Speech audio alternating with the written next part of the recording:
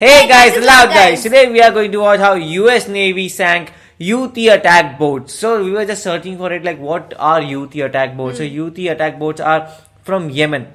So they are more of a terrorist group, or you can say an Islamist group from Yemen, and they are working on it, and they continuously fight in Yemen. And also maybe they are opponents of Sunnis, right? Yes, so they are fighting the main government of Yemen. So that is why, and I think so America is also against them. So they are also going, they are having a fight with America also. I think Yemen is not that big country. It's a small country, I guess. Yemen is a small country, but Yemen is continuously facing inside fights. Ah. And a lot of countries are involved with that fight. So even America is. So they sank their boat. So what happened? Let's watch this video. As reported in the last episode, on December 31st, the U.S. Central Command announced a significant action in the waters around the Arabian Peninsula. The statement reads, on December 31st at 6:30 a.m. Sanaa time, the container ship Maersk Hangzhou issued a second distress call in less than 24 hours, reporting being under attack by 4 Iranian-backed Houthi small boats. Small boats originating from Houthi-controlled areas in Yemen fired crew-served and small arms weapons at the Maersk Hangzhou, getting to within 20 meters of the vessel, and attempted to board the vessel. U.S. helicopters from the USS Eisenhower and USS Gravely responded to the distress call, and in the process of issuing verbal calls to the small boats fired upon the U.S. helicopters with crew-served weapons and small arms. That was their final mistake. Returned fire in self-defense, sinking 3 of the 4 small boats and killing the crews. The 4th boat fled the area. So it's safe to assume that what the statement refers to as U.S. Navy helicopters deployed aboard an aircraft carrier and a destroyer MH-60 Seahawks. But what the statement doesn't mention is what weapons were employed and what squadrons those helicopters were attached to. Yes. In the previous episode, I mentioned that among the mix of them was likely several from HSC-7, the Dusty Dogs, which is the helicopter squadron attached to Carrier Air Wing 3 aboard the USS Dwight D. Eisenhower. HSC-7 flies the Sierra model of the Seahawk. And they also say that the weapon of choice in this scenario was probably the .50 caliber machine gun mounted on the starboard side of the aircraft and operated by the crew chief. I just received more detail from an unofficial but credible source who offered a more accurate picture of what went down on December 31st. You know, what I feel is like I can become a better pirate than these pirates or these attack boats. Because like I have seen a lot of videos of how America attacks. So they do not go for first attack. They always try to tell you that, okay, please go away. They always give a warning. So whenever I get the warning, I'll go away. Okay. So the next time when there is no warning, then I'll attack again. No, they underestimate, because if they have to attack, they would have attacked on them. So they be like, oh, they are just giving the warnings. So that is what I'm saying. So they were like, they just see a boat that is calling them, they start to attack. So these attack boats do not have that much brain that they should just go away and attack afterwards again. But that was their final mistake, because we have seen in many videos, movies, that if you attack America, they will fight back, and when they fight back, they'll totally destroy you. Like even you can just read about World War I, World War II. They all started because someone attacked America. If Germany or Japan would not have irritated America, then Hitler would have been the king of this world. Very easy. When the Maersk Hangzhou issued the distress call, the closest U.S. Navy ship was Gravely. That Arleigh Burke-class destroyer launched a single MH-60 Romeo Seahawk helicopter attached to HSM-74, the Swamp Foxes. That Romeo was armed with 4 AGM-114 Hellfire missiles. Using the helicopter's forward-looking infrared mounted under the nose at about 10 miles standoff range, the crew acquired the group of 4 Houthi boats. As the crew monitored their FLIR display, they saw that the Houthis were firing at them with both crew-served weapons and small arms, which met the definition of hostile intent in accordance with the Fifth Fleet Rules of Engagement. They shot all 4 of their Hellfires, which destroyed 3 of them and killed all 10 of the rebel pirates aboard. The 4th Houthi boat sped back to the north after watching the others sink, and by the time a second Seahawk arrived on the scene, an H-60 Sierra attached to the HSC-7 Dusty Dogs of Carrier Air Wing 3 aboard Eisenhower, the boat was out of Hellfire range and got away.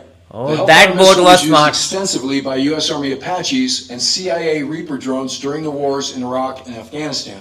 Navy H-60s are armed with the AGM-114R, a semi-active laser homing version that weighs just over 100 pounds and costs around $100,000 per missile. The max range of the Hellfire is just over 10 miles per mile, which in the case of the Houthi attack kept the Americans well out of machine gun and small arms range. In response to the American action, Houthi spokesman Brigadier General Yahya Shari issued the following statement. Quote, the American enemy forces attacked 3 boats belonging to the Yemeni naval forces, which led to the martyrdom and loss of 10 members of the naval forces. American military movements in the Red Sea to protect Israeli ships will not prevent Yemen from performing its religious, moral, and humanitarian they're just faking it for the oppressed in Palestine. End quote.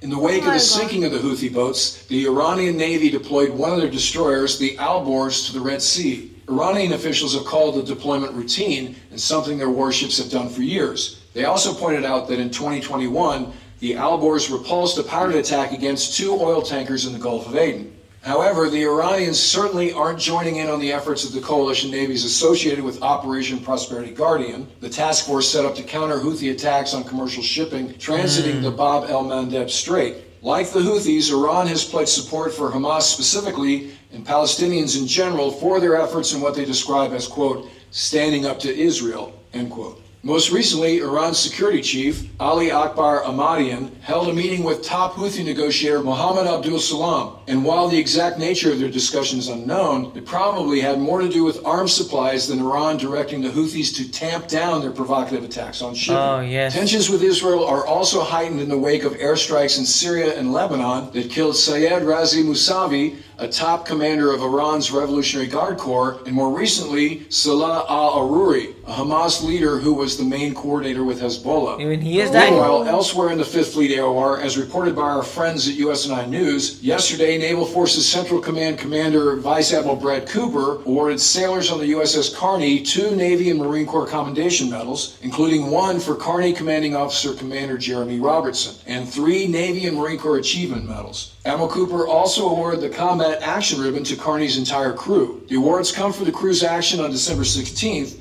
when Carney shot down 14 Houthi-launched unmanned aerial vehicles in the Red Sea. Wow. This is the second award presented to members of Carney's crew for actions in the Red Sea. For Carney's actions on October 19th, when the crew used SM-2s to shoot down 3 land attack missiles and several drones fired from Houthi-controlled areas of Yemen, 21 crew members received awards, and Skipper Robertson received the Bronze Star. And finally, after being extended for more than 2 months beyond the original deployment schedule as a result of the presence mission created in the Eastern Mediterranean following the Hamas attack on Israel on October 7th, the U.S. Navy has announced that the USS Gerald R. Ford is heading home to give the crew a well-needed break because the fleet's newest aircraft carrier is scheduled for maintenance and planned upgrades that can't be delayed beyond what they already have been.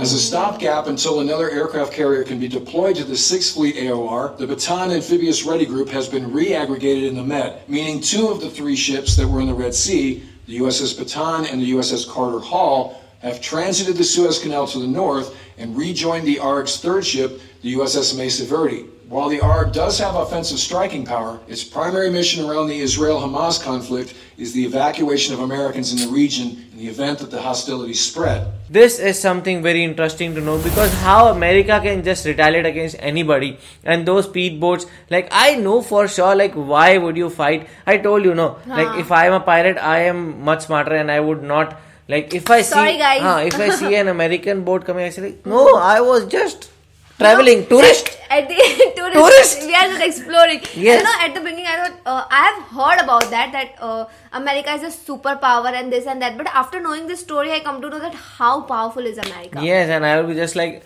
I will not attack them. But these guys did, and they faced the wrath of it. And I don't know how that 4th ship was able to go away. That is very, very lucky. Very lucky boat actually. But the other thing that he was talking about is also very interesting, like how the Yemen side also, they just say that like it was our boats and they were on the work only, and they attacked. American attacked, and they just twisted it into that Palestine issue, which I think so is not right, because what every country does is that they just shift themselves to a very softer spot, victim spot, that we are the victim, they killed us. Gain that sympathy. Because we all know that American ship would not just go on, because he was saying that one missile cost about $100,000. So they would not just shoot any ship like bim, bim.